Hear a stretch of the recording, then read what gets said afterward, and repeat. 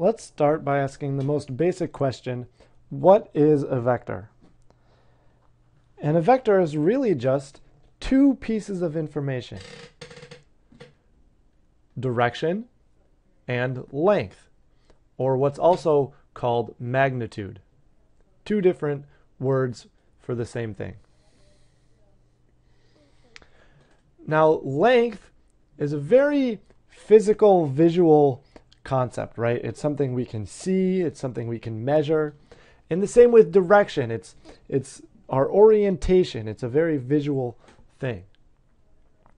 So vectors, to begin with, most intuitively fit on a graph. They fit in a place where we can visualize them. And so how could we attempt to capture direction and length? Well, I think an arrow does a pretty good job. This, for instance, captures direction. It's moving in the northeast direction, and it also clearly has a certain length. And so this is a vector, and that's exactly how we graph vectors, just as arrows. This is also a vector. It's pointing in a certain direction. It has a certain length, as is this. So is this. This is a vector. Even though it doesn't start at the origin, it's clearly pointing in a certain direction, so it has direction, and it clearly also has length. So vectors need not start at the origin, they can start anywhere. This is also a vector. It's pointing in a certain direction, and it has a certain length. Okay? That's great. Now let's look at a specific example. Here is a vector, and I want to, first of all, name that vector. So I'm just going to call it V, and I'm going to put a little arrow over the top of it to make sure that we know that this is a vector. So the vector V, and now I want to capture this information. I want to capture the information that arrow is telling us without needing to draw it. So I can't, I'm not going to write this like this. I'm not going to say V is equal to this arrow. That's too ambiguous. I need something more definite, something with more structure. Well, this vector moves over a certain amount in the x direction. Let's say, for example, it moves over 3 in the x direction. It also moves a certain amount up in the y direction. Let's say, for example, it moves up 1.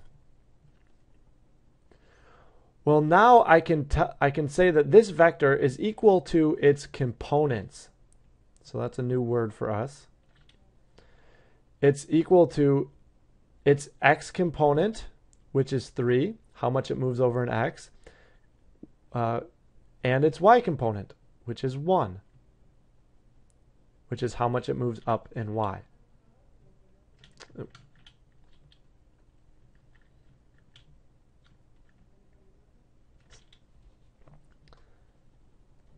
So again, this is the x component and the y component.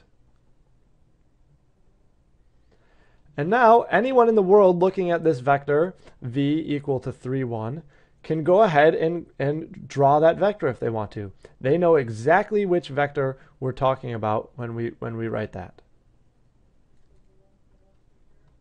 Just a bit of notation here. This is also written as a column.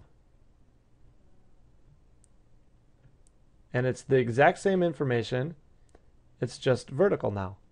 And again, this is still the x component and still the y component. Okay, let's look at another example. Let's look at, let's say, the vector u. And let's say it has the components -2, 3. Well, that simply means we're moving over -2 in x and up 3 in y. So maybe something right around here. So this would be 3 in y and -2 in the x direction. And there's our vector.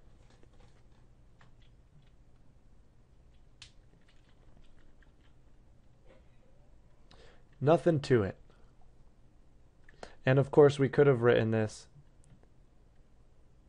as a column vector, -2, 3, if we wanted to.